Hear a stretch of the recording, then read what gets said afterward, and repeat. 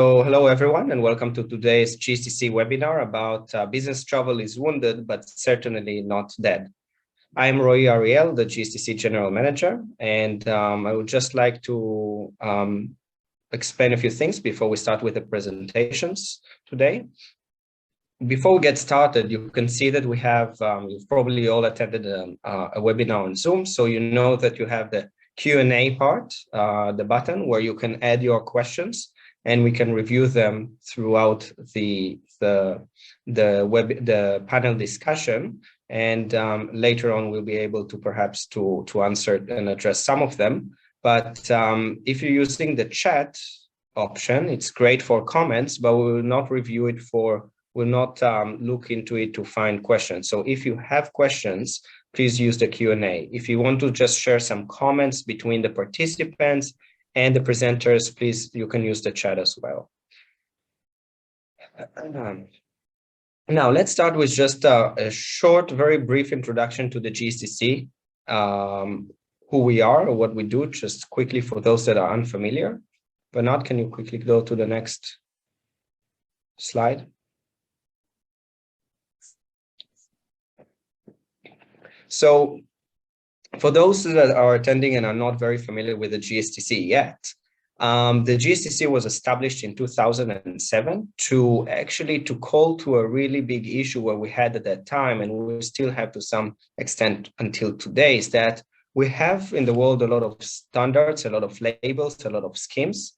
And the idea was that about 32 different partners came together, led by UN agencies such as UNWTO, UN Foundation, UNEP, UNDP, to come together to create this one organization that will manage a standard, a very, very clear standard of sustainability in travel and tourism. And that was the creation of the Global Sustainable Tourism Council. And within 2 years, in 2008, the GSTC criteria, which is the go-to standard, was created. And since then, we of course review the need to revise it, and it has been revised a number of times. And in short, the GSTC's mission the vision is to fulfill potential as a vehicle for change that promotes sustainability. And if you look here at this slide, so the core of the GSTC, the Global Sustainable Tourism Council, is the development of the international standards, the GSTC criteria.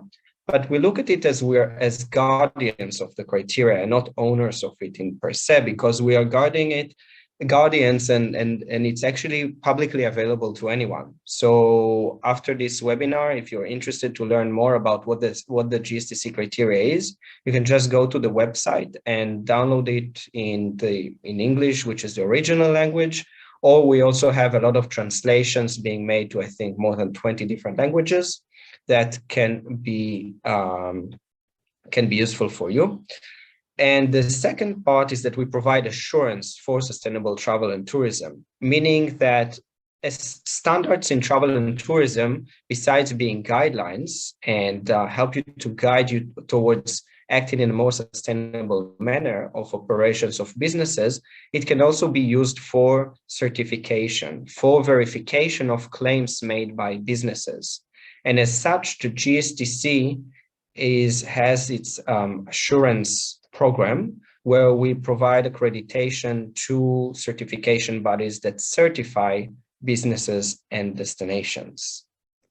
Talking about destinations, the GSTC also works closely with a lot of different destinations around the world, from national level to regional, state, province, municipality, and even smaller ones on different issues.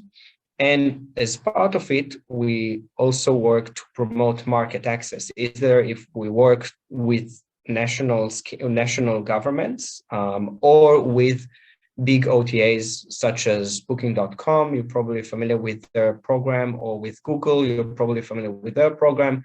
And we work with also other OTAs that use the GSTC framework into understanding what are standards what are certifications that they should accept as legit and as usable. So we work with OTAs and we work with national governments.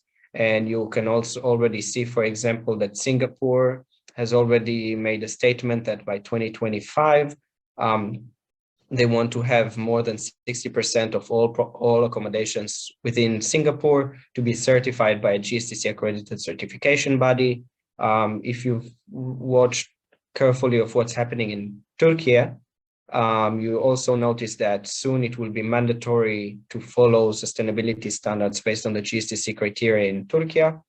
And this is the trend that goes all over in quite a few other countries as well, and by OTAs and other organizations that try to show preference to those accommodations and tour operators that are certified as sustainable. And to be able to do all of that, we of course also provide training courses. We have one course specifically about the GSTC criteria, but since last year, we understood that there is a huge demand from the business travel sector, and we began providing an offer, a sustainable business travel course to address this issue. And Bernard, if you could quickly go to the next slide. So since last year, we began offering the Sustainable Business Travel online course that runs over 4 weeks. And we have 2 trainers that run it. It's Horst Bayer, who unfortunately will not join us today due to health issue. And the second one is Bernard Harrop, who will be moderating the panel discussion in a few moments. So I'll just use this quick chance to let you know that both Horst and Bernard are the trainers of the GSTC Sustainable Business Travel course. It provides knowledge and tools needed to help implement sustainability in business travel. And the next course begins May 19 with live sessions that are convenient afternoon in Europe, which is morning in the Americas. And the next cohort will be something for people in Asia Pacific. Now, let me make a very short introduction on who are Horst and Bernard. So Horst, who is unable to join us today, stayed in Etchanchu for a long time. And in 2016, he founded Travel Horst, a sustainable business travel consulting. And he is also the chair of the GSTC Business Travel Working Group. And for Bernard, who I will give the microphone in 1 second after I introduce him, Bernard is an independent consultant with over 25 years of sales and marketing experience in the business travel industry. He was formerly a European executive board member with American Express and head of global sales with British Airways.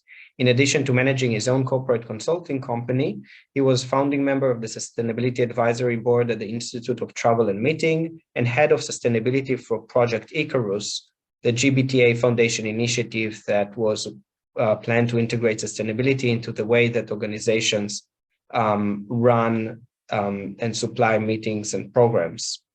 Bernard is recognized sustainability commentator and regularly seen speaking and facilitating at leading industry events across Europe and North America.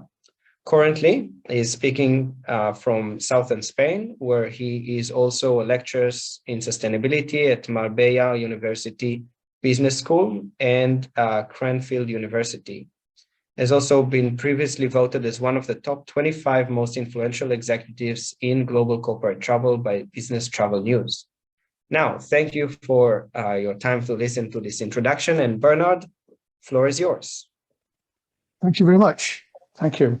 Well, good morning, good afternoon, good evening to everybody who's on this call, and you're very welcome. Pleased to have you with us. You may be wondering why we took a title for this session called Business Travel is Wounded, but certainly not dead. Well, that came from our Chief Executive Officer at GSTC, Randy Dormond. And he was interviewed on HNTV, and he was talking about the future and the next generation. And he was talking about transparency and action really matters. It matters to companies, travellers, and all those that want to make informed decisions, and to enterprises about their future-proofing their business needs. He also went on to say that business travel is wounded, but certainly not dead. And he followed it through with a whole load of examples of how business can move forward. So if I fast forward now to today, what we want to talk about today is it's not quite the next generation, but how do we start to move forward at a quicker pace than we've been doing of late? So let me start by emphasising the need to take action on and to address climate change. I've got 2 or 3 slides here which I will just quickly show you through. I'll skip through fairly quickly so that we can get on to the real meat of the meeting today, which is the conversation. But it's really about talking, if you look at some of the slides you see around, now there's many slides that we've all seen over different weeks, periods, years. Everybody's got a different perspective, but the bottom line is that climate change is a real thing. It's happening. If you look at the chart on the right, you can see the difference between pre-ice age and post-ice age and where we are today. It's really accelerating. Mainly, a lot of it was due to the Industrial Revolution and all the things around a few years ago that caused these things to happen. So it's a reality, and I think we're recognising that. And the question is, what is business travel's role in that? There's also lots of talk about targets. The COP26 that we heard about a few months ago raised all sorts of questions about targets, what we're going to do. But it came up with a story that says we need to restrict global warming to 1.5 degrees and reduce greenhouse gases by 43% before 2030. Now, that's a huge challenge. And it's a huge challenge by different countries. But we're talking about business travel, and it's an equally big challenge. So how are we going to do that? What kind of things are we going to do? If you look at example of reporting, this is Siemens worldwide, the big electronic company. They in 2020 had 126,000 metric tons of business travel. In 2019, it was 232. And if you look to the right, in 21, it had dropped to 63. So their emissions are flat. Now, you'd expect that. It's a figure of something like 60% reduction. You'd expect that because of the situation we were in. The challenge now is, how is it going to come back? And what are you going to do to achieve the target that I've just talked about at COP26 and deliver a successful business travel program for your company? And also, if you look at commercial aviation, people are now starting to forecast that we'll get beyond the 2020 figure in not that many years' time, in 24, 25. So one could look forward and predict perhaps that all the good work that's been done, if you like, on carbon, for all sorts of not very good reasons, will be lost because it will just steam off into the sunset if we don't do anything about it. So the challenge is, how do we do it? IATA are talking about 4 billion passengers, which will exceed the previous levels of 2019. So already we've gone from, I remember when we started these courses, we were talking a bit doom and gloom. Will it come back? How quick will it come back? We've started to see that business travel has the potential to come back very quickly and not necessarily for the better. So how do we balance these two things together? And if you look about it across the world, it's a minefield. You've got different pressures, different priorities in different countries. Anyway, the last 12 months or so, we've been running the training course, as Roy said. And at the end of every course, we highlight the issues that were raised in that course. And if I tell you, every course that we've run, 3 things stood out: data, standards, and communication. We break into groups and we have conversations about all these things. So things like carbon budgets for travellers, smarter data delivery, top-down approach, all those things are part of what life is about in our business. But if you look at it from what everybody was saying, data, most people are scared stiff of data.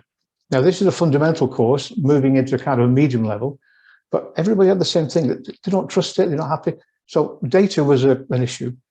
Standards, as Roy has just been talking about with GSTC, you can argue there's no standards in business travel, or very little, or they're very new. There's lots of best practices, but there's lots of people vying to have the standard, and it's a bit of a mess, in my opinion. And then you look at communication, and for me, communication is the most important thing of this whole thing.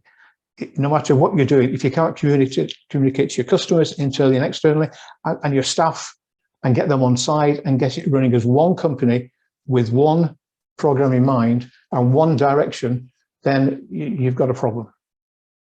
So, with problem said, we've now got 3 people here who are experts in this field, and I'm sure will answer these problems very, very easily for us. So let me start off with Glenn. Glenn's head of partnership at Thrust Carbon. He's an entrepreneur. He's been in business travel for a good number of years with very much success. And he's the kind of guy that you can ask a question to, and he'll tell you the truth as it is. He'll tell you as it is and what you can do about it. And if you're not doing it right, he'll tell you. I don't think that's unfair, Glenn. We know each other. And that's what's needed in this business at the moment. It's needed reality, not dreaming about this and that. It's reality. So it's a focus on increasing transparency in detailed reporting and sustainability metrics. So we'll come to Glenn shortly. And then we've got Susan.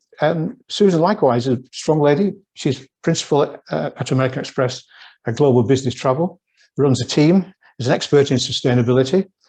She's head of client consulting and leadership, and 15 years experience in this business and this environment. So again, and particularly on the people side, we won't be spending too much time on the people on this program, but in terms of the impact people can have, which is part of communication, the impact that people can have on your business and on sustainability best practice is huge. So that's Susan. And then we've got Julien. Julien from Advito. He's senior practice lead. He's been there since 2015. So again, an experienced guy, been there, done it, knows what he's talking about. And he leads the sustainability practice, helping global clients across all the travel categories. So, I'm pleased to welcome all 3 of you. And what I'd like to do now is start with you, Glenn, and ask you a couple of questions and get your feedback. And the other panelists, please, if you have anything to add to what Glenn's saying, then please come in and we'll go through and try and answer some of the questions that have emerged from the training programs, but also generally in what's going on. Okay, so let's start with Glenn. I mentioned the fact that on the courses people were uncomfortable with data in some ways. They said, a number of people said, I'm not going to measure things because I don't believe it's true, so I'll wait till the right measurement comes along. And that happened a few times. They don't trust it. They don't understand it. So what would you say to a number of people in one of our classes, and you're attending one of our classes, and what would you say to people who had that kind of doubt and nervousness about how they measure carbon emissions and use it to maybe benchmark against other companies or competitors? What would you say?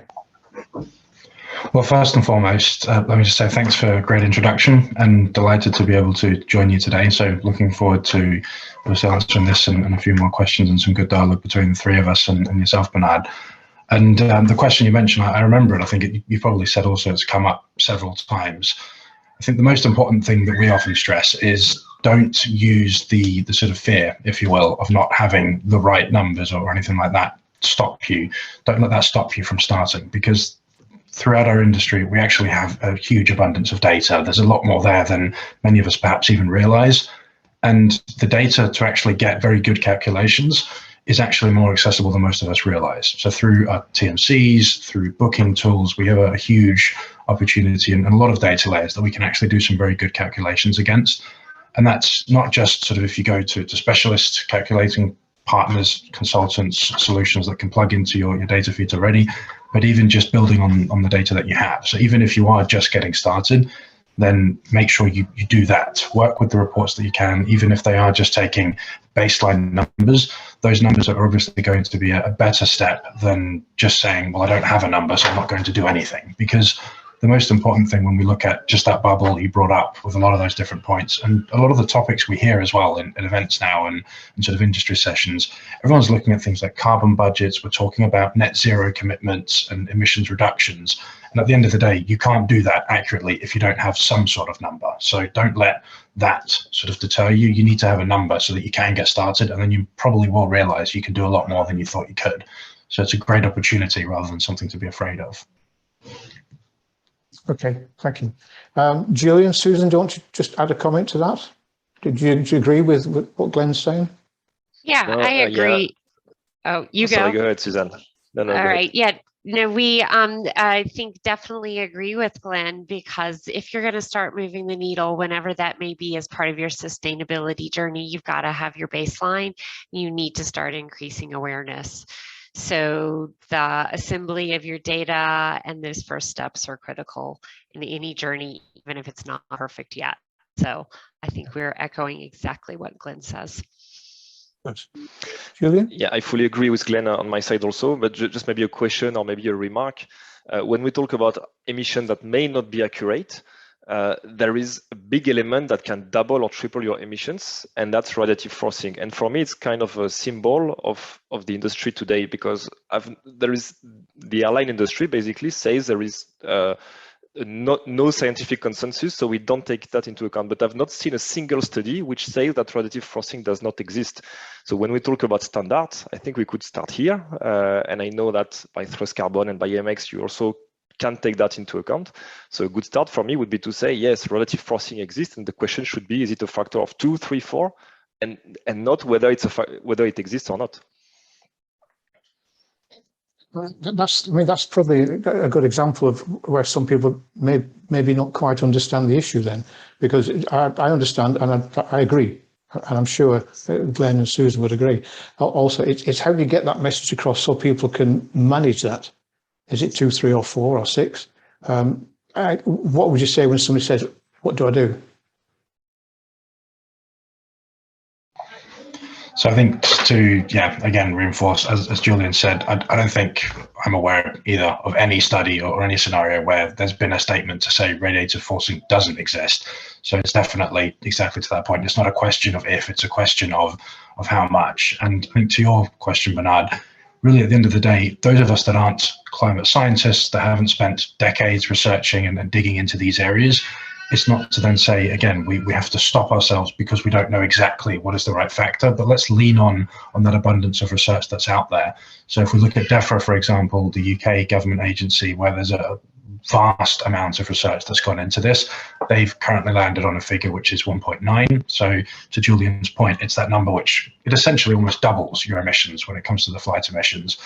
And there's a lot of research and a lot of great scientists at DEFRA that have put a lot of effort into that. So that's a number which is very reasonable to work with. If we, as an industry, as humans and society in the future, determine that actually this number needs to be higher, we need to adjust, then that's why we have exercises like rebaselining and other activities we can take. So again, we really shouldn't let this deter ourselves. The climate challenge is something which is here, it's in front of us right now, and we have the data to do it. We have the research to make really good starting steps.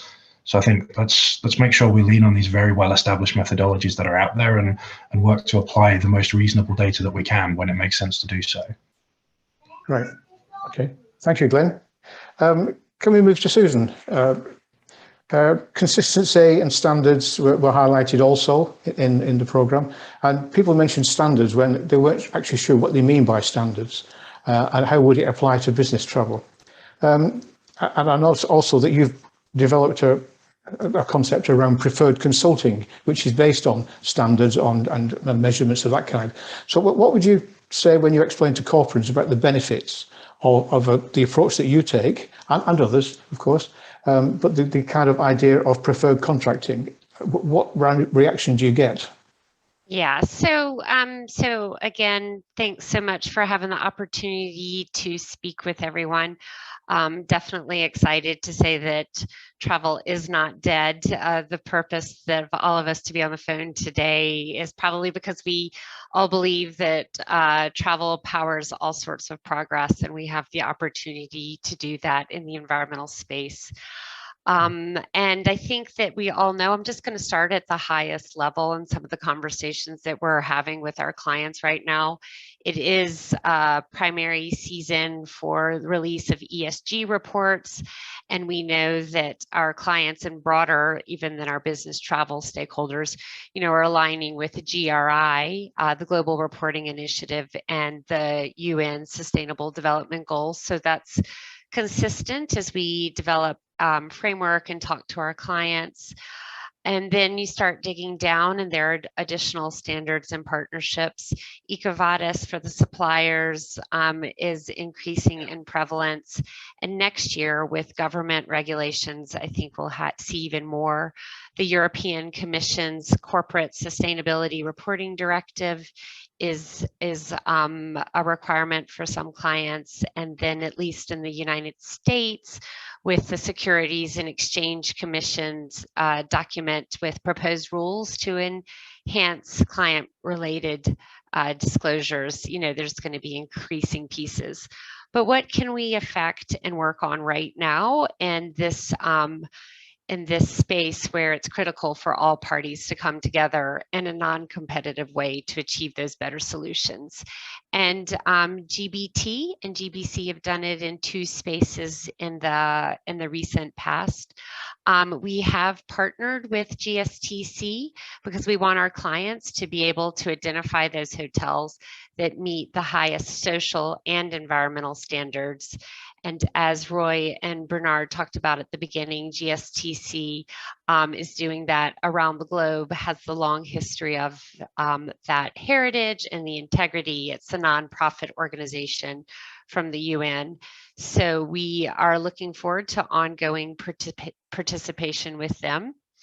Another piece where GBT and GBC wanted to work with other partners in the industry was last summer, as hotel sourcing season was approaching and the number of client inquiries was really ramping up.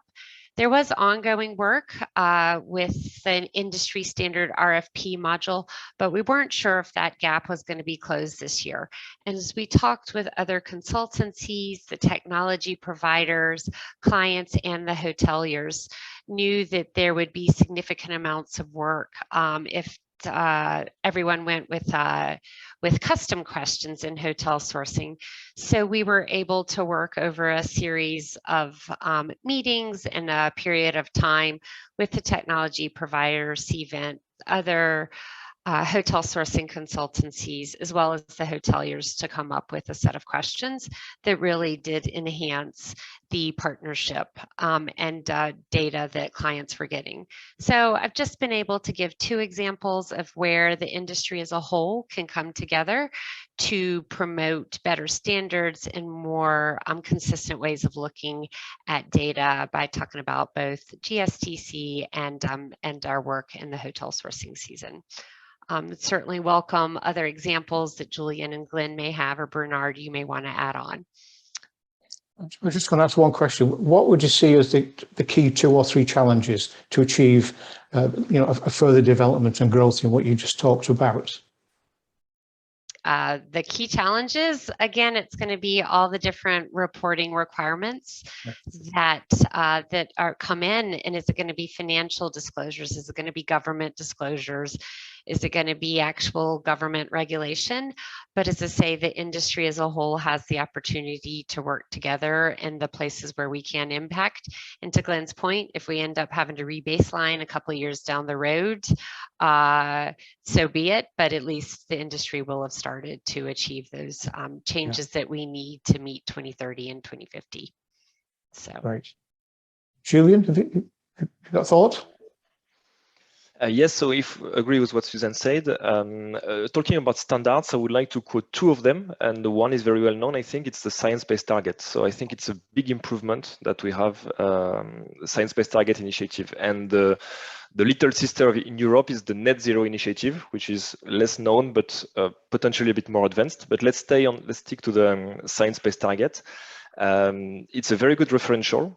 That helps a lot, and what I really appreciate with them is that they are able to adapt and to change their criteria because they follow science and they look at the very last scientific studies and they update their criteria. And in the very last release, they made a new statement, which from my perspective is very important. I quote, "It's no net zero claim until long-term targets are met," because they want to fight this whole story around carbon neutrality, net zero, etc. Because until recently, you could triple your emissions, just offset and say you are carbon neutral. Now they say, no, we want to show that the priority is to decrease. So theoretically, no one is allowed to say, I am net zero today. First, you need to decrease a lot until 2030, and then you can claim you are net zero. You can still offset already today, of course, but this should not help you to reach your science-based targets. Okay. Good point. Glenn? I think that's a really good one to highlight because it's such a common misconception, sort of the whole balance between net zero and neutrality, and where does the line sort of go, and what does it actually mean for your solutions. It's a great one to bring up, Julien, and that's something that a lot of us should really work to be aware of because it has such a huge impact as to what our goals are as well. And I think to Susan's point as well around the standards side, one of the other challenges, which I think is really interesting moving forward, and we see it a lot, we work with it all the time, it's on that transparency side as well. So ensuring that all the data that is needed throughout our solutions to support ultimately the business's efforts to reduce these emissions and meet these goals, we need to really make sure that we're striving to help make these standards a reality, so that when we talk about bodies like GSTC and the efforts that are going on out there, that we're all aligning with that and working with it to make it something that we can work with. And as we get more consistency around those standards, then a lot of the solutions that we're all asking for, they actually become more powerful and accessible as well. Things like carbon budgets for travelers become so much more dynamic and valuable for a corporate travel program if there's a normalcy and a uniform aspect to the standards and the data behind the scenes, because then we can really start to work with those performance improvements and, to Julien's point, those reductions that are the ultimate goal for any program looking to achieve net zero. So I think that's the really exciting area to look at as we move into the coming years. Let me just come back to Susan. You mentioned companies working together, the industry working together. Do you think that's really viable? Do you think the industry has got it within itself to create the kind of standards? If you look at the GSTC standards, that was done independently, but the industry has come together to adopt a lot of those practices. Do you think business travel is capable of doing something similar? I do, and I know that there are a number of working groups out there. GSTC has a key one for business travel. The opportunity to support the leisure side of the market is key. And then, we see that airlines, IATA, working together in different pieces. So across multiple categories within travel, I think we will continue to see that evolution of partnership and support. So that's encouraging. Yeah. That's encouraging. Yeah, and I did want to just go back to Julien's point on the SBTs, Please. the science-based target initiatives. I'm sure that the audience knows that every day there are probably more companies who have committed to a science-based target. The companies then have 2 years to get it approved. That organization, I think, will continue to be a key guidance point because, to Julien's point as well, they just added that net zero commitment for reporting, and clients and our companies will continue to transform their program, not just looking at scope 1, scope 2, scope 3, near term, looking to see how they're going to achieve net zero. So I think as we all watch this space, that too will be another key organization with whom we'll have to work. So we have to work, we will be working as we are right now. So good, that's encouraging. Good, thank you. Let's move to Julien, and we'll talk about communication. I mentioned it a little bit earlier. The companies need to get together. It needs to be one force if it's going to work very well in a company. And again, on our course, we heard people saying, well, one department are not interested, another department is very positive. We've got champions in one country, but nobody bothers in another country. The leadership hasn't got a consistent way of getting the messages across. And there's a thing that I call mind the gap, coming from the UK, where the underground is in London, there's a gap. When you step off, if you're not careful, you'll fall through it. And many companies have got a gap somewhere in the middle of the organisation that says, this is what the board are talking about doing. This is what some people further down are doing, but it's not together. There are gaps for people to fall through and spoil the programme. What do you say, Julien? Yeah, so when we talk about communication, I would say a central piece is around education. So we have to provide travelers with very reliable and strong information. As Glenn mentioned, scientists have been working for decades around climate change, and we have to listen to what they're saying. So the elephant in the room, I would say, for us in the business travel is whether we should travel less or not. And that's the very first thing. And I believe, yes, at some point we have to travel less. I'm not saying that, scientists are saying that. So we should explain travelers why they have to travel less, but what does it mean? Is it focusing more on short trips? Maybe try to combine trips, don't fly to the most polluting destinations. So that's one. Second, travel better. So take more the train, which again, there is no doubt that it's much better than flying. And also keep in mind that anything you do around communication can have an impact, not only on business travel, but more globally. For example, if you explain your travelers why electrical cars are better, but only if they are small, and why hybrid or SUV are not necessarily the best choice, then maybe you'll have a very small impact on your business travel emissions, but you may have a big impact in their personal life because you will have educate your traveler. And when you mentioned the gaps, Bernard, I would say there is no single answer. So it's very important that to engage employees and to adapt your communication to the preferred channels.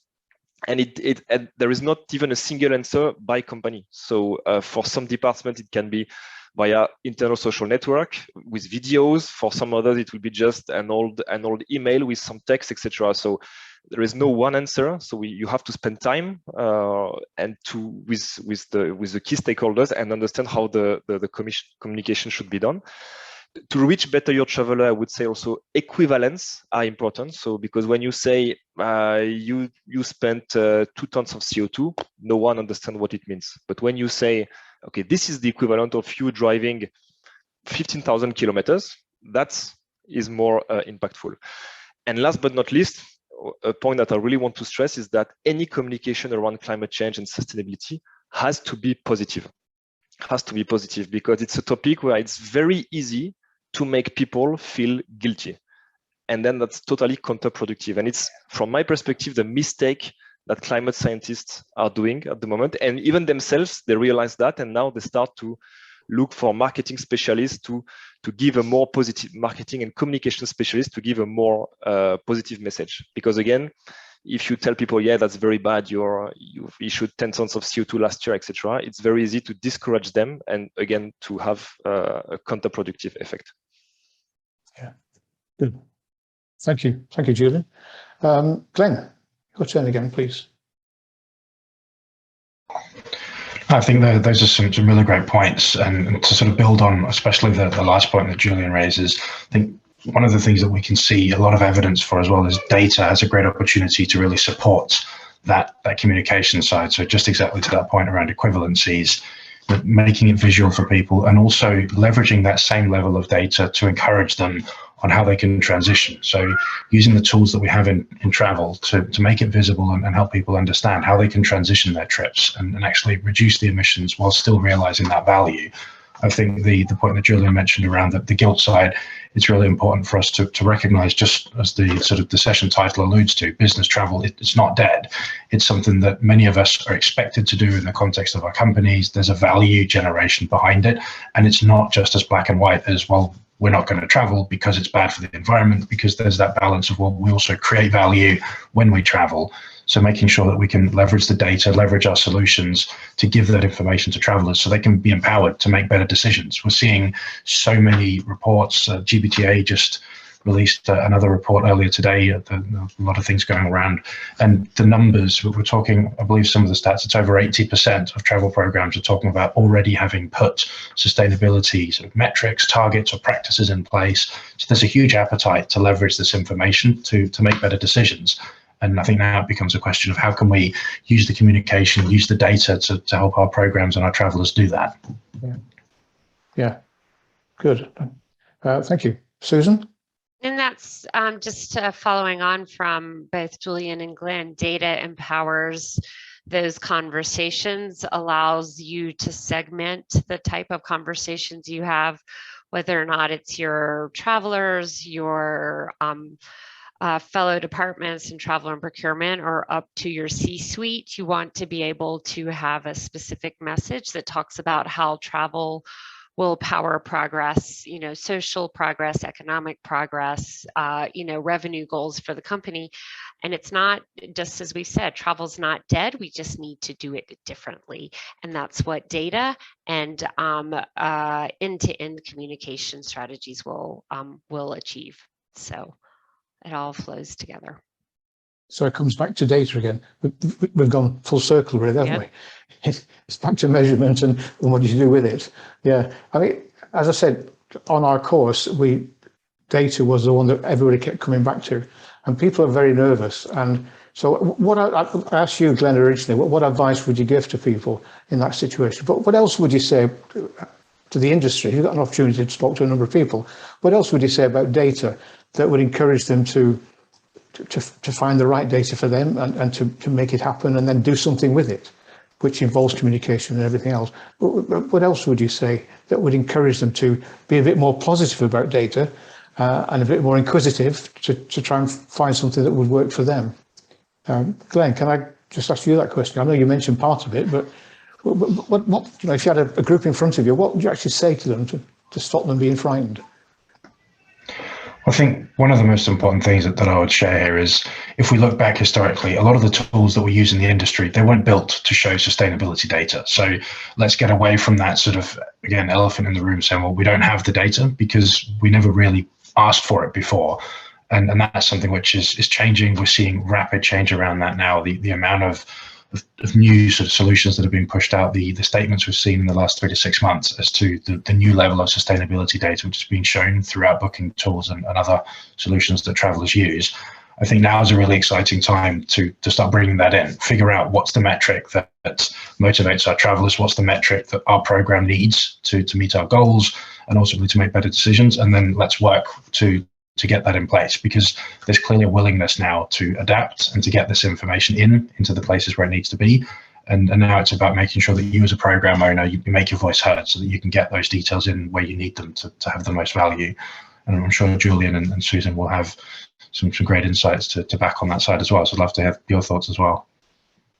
Susan? Again, just that ability to engage with the multiple stakeholders, working with an engineer versus a decision maker, a strategic partner, a strategic leader, or your travelers is going to be very different. So again, to have that data to equip that conversation is going to be invaluable. And Glenn and Julien have both discussed ways to do it. Building on standards that provides that common framework is going to just be essential as we go forward. So. Okay. Can I just throw one other question in that we didn't actually discuss before? The role of sustainable aviation fuel. You hear a lot about it, you see a lot of conferences, a lot of headlines, a lot of activity. And some people say it's not reality, it's going to be many years before it really impacts the business. Other people say it's almost there and will impact the business sooner rather than later. What would you say, Julien? What would you say about this subject? I'm mitigated on the question, because should it be promoted and should we continue research and development? Yes, for sure. For sure, there is some potential. However, can it be a large part of the solution? The answer is no. The day when even half of the industry needs will be fulfilled by SAF, this day will never happen. So even the producers, they tell you that in the best case scenario, it will be 5% of the industry needs in 2030, 5%. And we need to divide our emissions by 2 at that time. So even if it's, don't take me wrong, even if it's a small part of the solution, that's great. That's why we should push.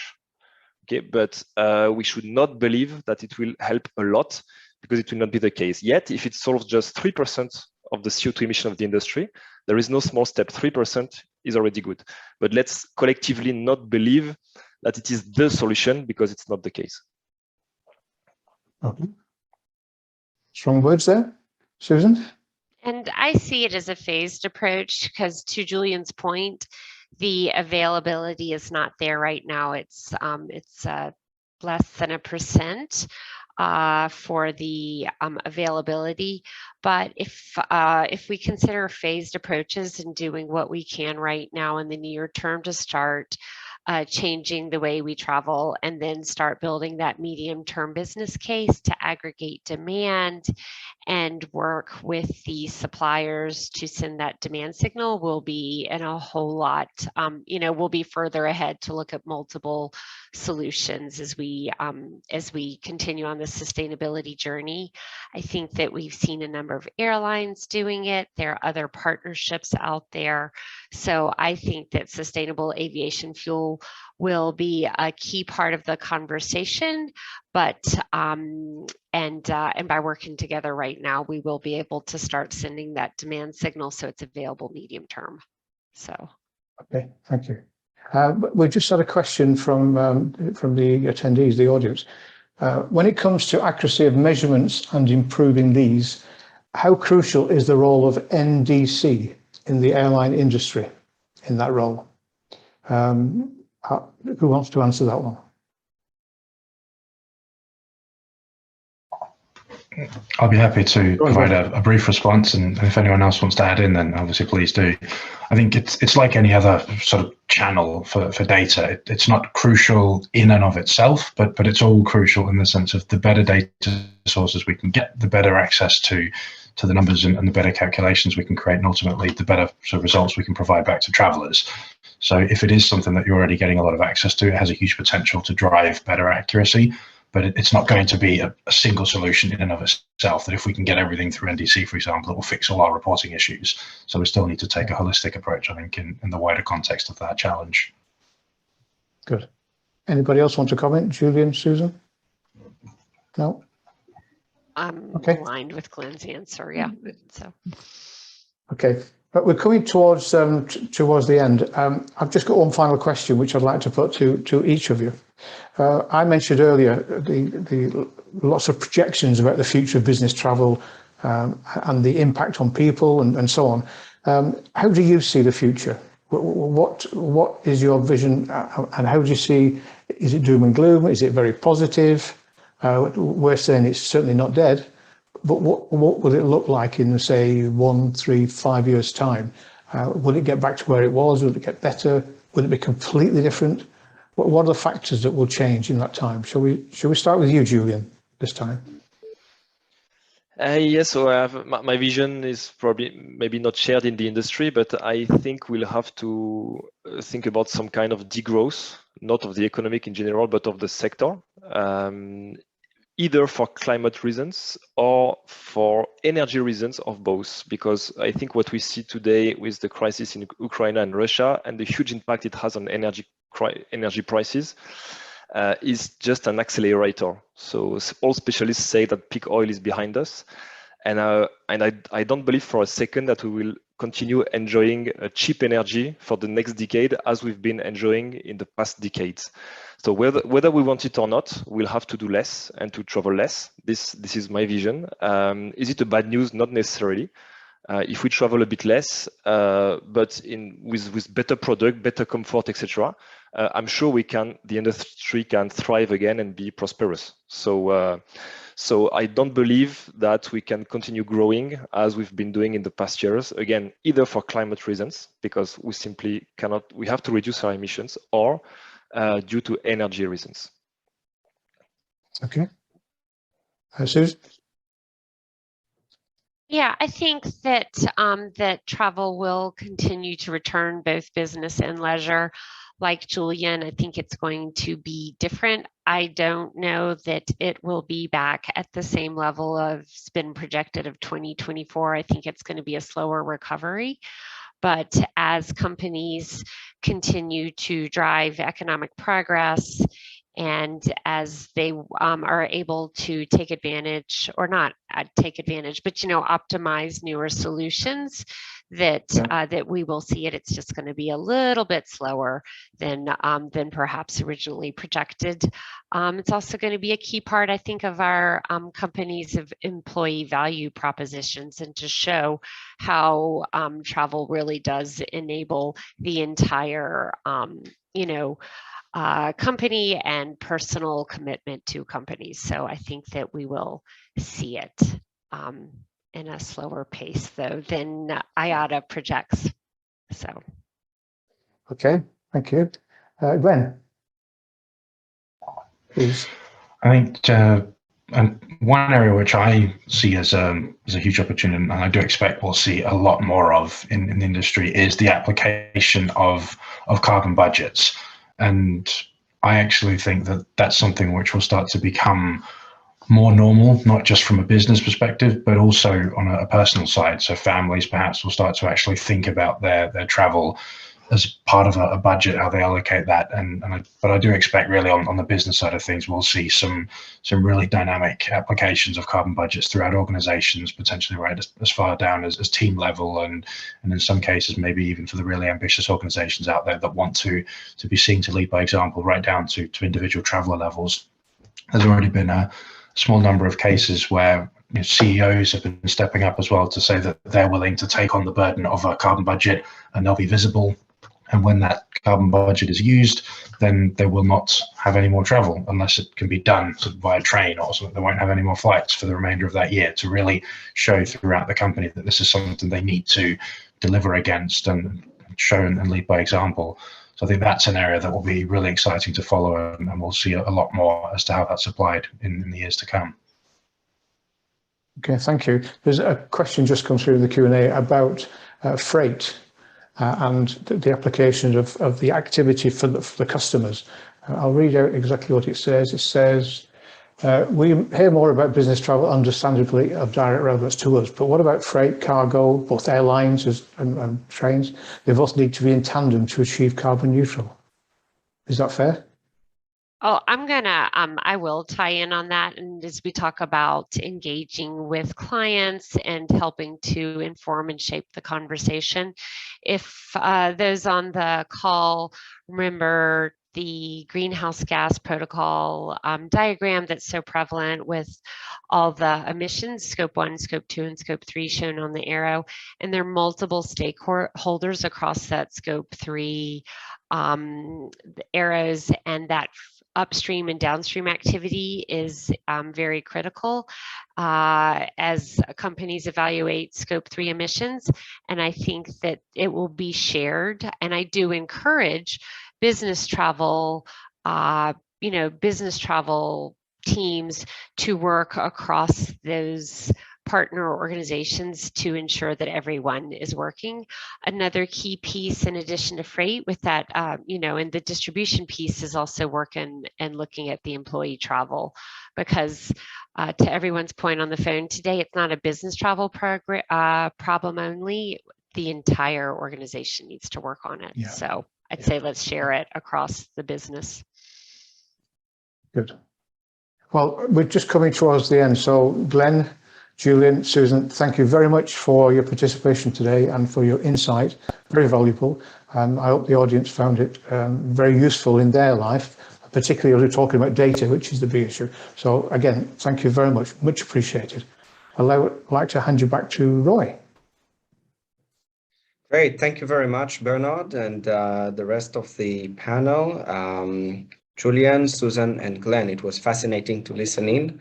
And Bernard, can you please go to the next slide? Sure. I think that there should be one, right? Yep. There you go. Okay. So just to say a few more comments as we close. Well, of course, thank you to everyone that attended the listening. And just to mention, I know that some of the participants have already attended our online Sustainable Business Travel course. But for those that haven't and are interested, the next Sustainable Business Travel, GSTC Sustainable Business Travel course will take place during May 19 to June 17 over a period of 4 weeks, with 2 live sessions on Monday and Thursday in the afternoon in Europe, which is the morning in the Americas. And what we do in the course is that we start with information of the GSTC criteria, then go and look into different aspects of within the 4 pillars of the criteria. So issues related to sustainable management, socio-economical issues, cultural aspects, and environmental issues. Also note that anyone that is taking the course has the option to also take an exam to actually show that what you have learned, that you have participated and learned something and can also apply it. And those that pass the exam also receive a professional certificate in sustainable business travel. Just to clarify that the professional certificate, as the name suggests, refers to an individual, like a diploma of a person that has taken the course, and not to the organization that they may or may not represent.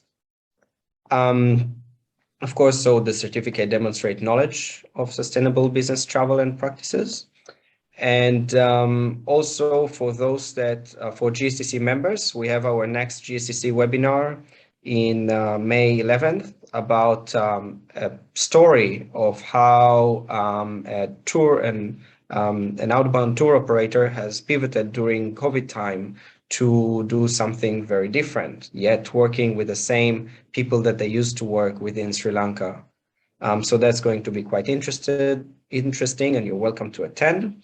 And of course, this webinar recording will be available later on our website. And I think that's it. So thank you all again for the time to join us today, and big thank you to Julien, Susan, and Glenn for sharing your expertise and insights with us. It's always a pleasure to listen to you, and also thank you because you are sometimes speak on our course as guest speakers and share your insights and knowledge. Thank you all. So Have thanks a good again rest to of your everyone, day. and wishing you a wonderful day or evening.